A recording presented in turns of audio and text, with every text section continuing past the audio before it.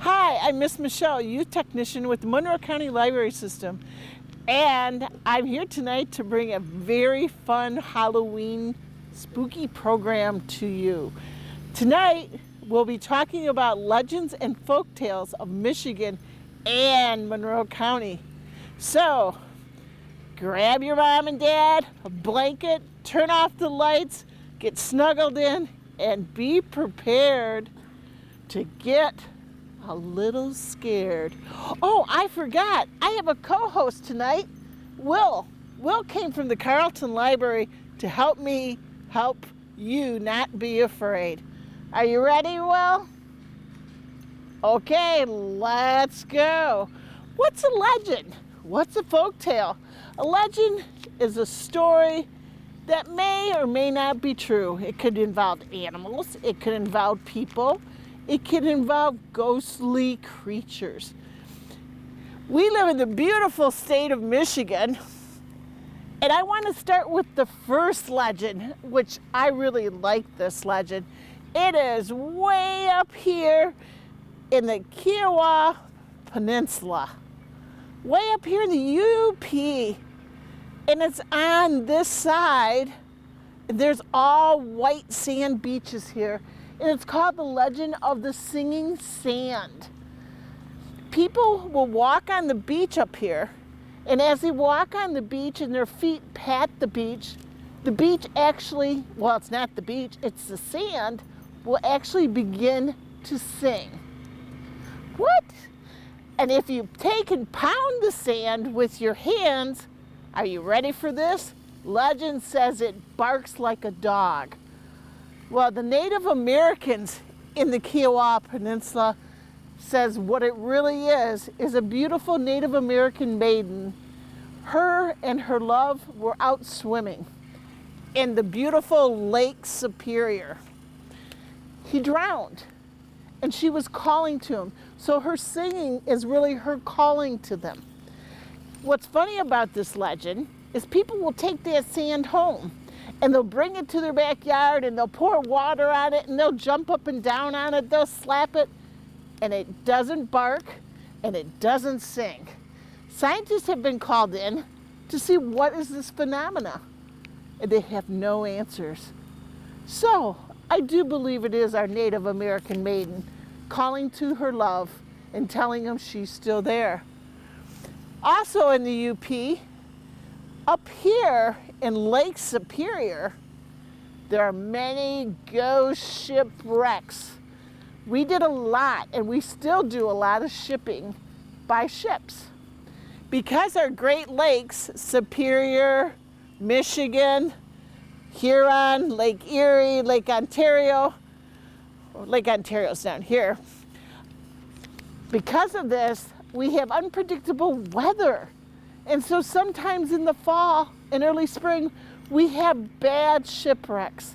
And a lot of times the whole crew is lost. There is a shipwreck that I'd like to share with you. It occurred over here by Lake Superior, Isle Royal. I like the name, Isle Royal. What they say, in 1927, on December 7th, the SS Kamloops went down. They never found the ship. They didn't find anybody. There was no survivors. But come spring, they found some that washed ashore. There is a group of divers that go up there and dive. And here's the legend of that ship, the scary legend. It's called Grandpa Visits You.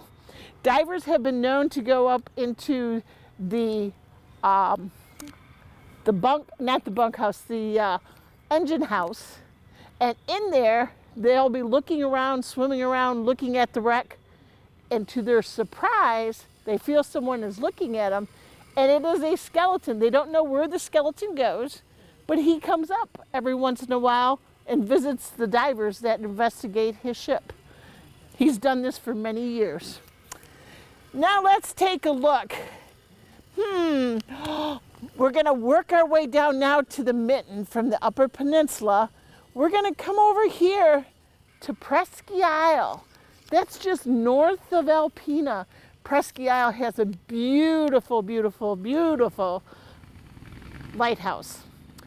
It has an old lighthouse too that was dismantled, but that was used for many years and it was taken care of by a family, Mr. and Mrs. Paris.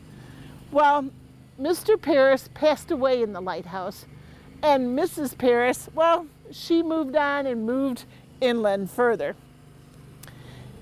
The old lighthouse in which he worked at was dismantled.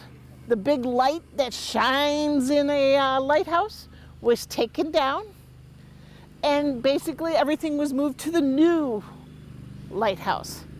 But what's fun about this is every year or so, somebody says they went by the old lighthouse and there's a yellow beam being shown, and they can see a man's silhouette looking out. It's Mr. Paris keeping an eye on things. Next, we're going to come on over to, well, this. There is a Bermuda Triangle in the state of Michigan, they say, because of the tides and the way things move. And this Bermuda Triangle lays off of here. Many shipwrecks, many ghost shipwrecks. There is a legend about a ghost ship that appears. It appears on the anniversary of its death. I found a video of it online. I'll let you take a look for that and come visit us at the library and use our computers and see if you can find the ghost ship video of the Bermuda Triangle. And let me know what you think of that video. Now comes the fun stuff. We're coming down to Monroe County. But before I leave the UP, I forgot one thing. Newberry and Sturgis, Michigan and Coldwater, Michigan have something in common. Michigan is known as the Midwestern capital of Bigfoot. We have many Bigfoot sightings. Who's Bigfoot? Bigfoot is a legendary creature that's very tall, about 8 foot tall. He's hairy all over. He kind of resembles a man, and he lives in these mountains up here. But he also lives in the farmlands down here. Bigfoot hangs out usually by rivers. He doesn't do any harm. He's not creepy or anything. Some say he's a bear. Some say he's a missing link. Some say he isn't real at all. I have to tell you something. I was down here one time when my cousin got visited by Bigfoot. I didn't see him, but I heard something. So now we'll go down to Monroe County. Beautiful Monroe County. Do we have some legends here? Anybody ever heard of the Newport Monster? Woo! When I was a kid, I didn't even want to go down that road. I don't even want to tell you where that road was. The Newport Monster was kind of like Bigfoot. He roamed around and he made several attempts to communicate with adults in cars.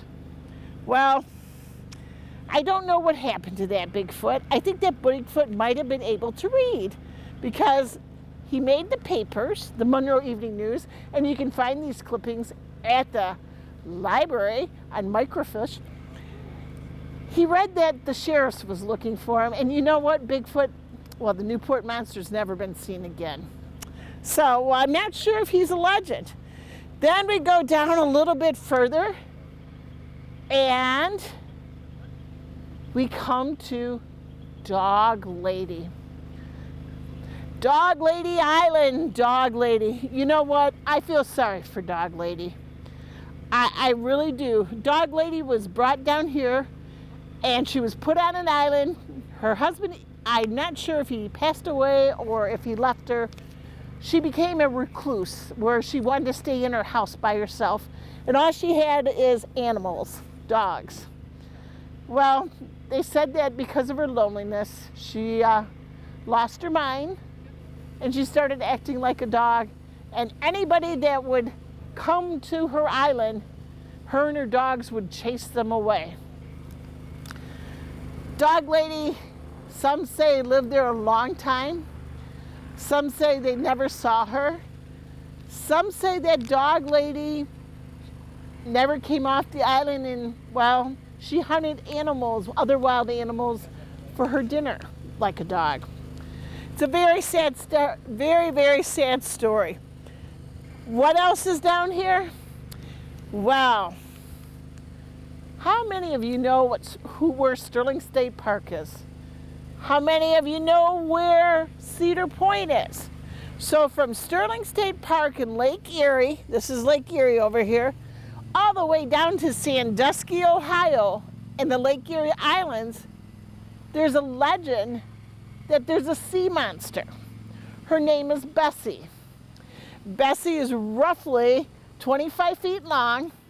She looks kind of like, well, some people say she's a sturgeon. It's a big fish, very long fish. It's part of a dinosaur. If you look at the number of generations down, it's a form of a dinosaur. A sturgeon is a deep water fish and a cold water fish. And it does come to the surface. We'll find them in Wisconsin, and you can also find them sometimes in Lake Superior, I believe. Well, Bessie has been seen many times. There's also on the internet, YouTube, you'll find videos of sightings of Bessie in Lake Erie.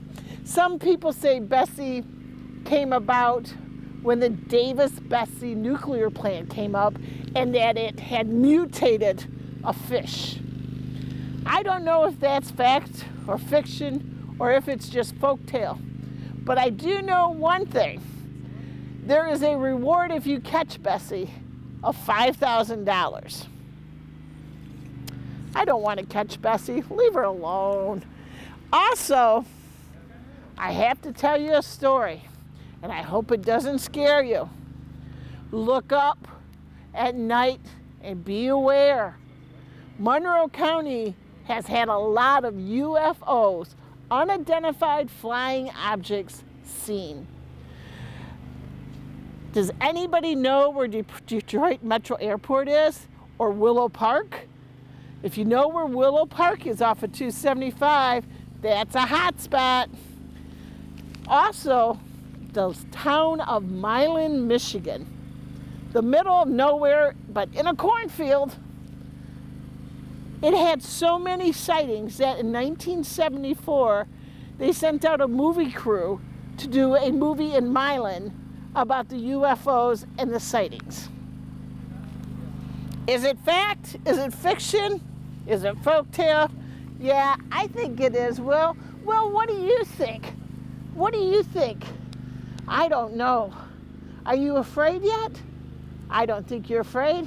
Talk to me, Will. Tell me what you think. What do you think? Are legends fact or fiction? Thanks for joining me. I really like this. I want to thank you and ask you to come visit us at the Monroe County Library. Be kind, and I'll see you.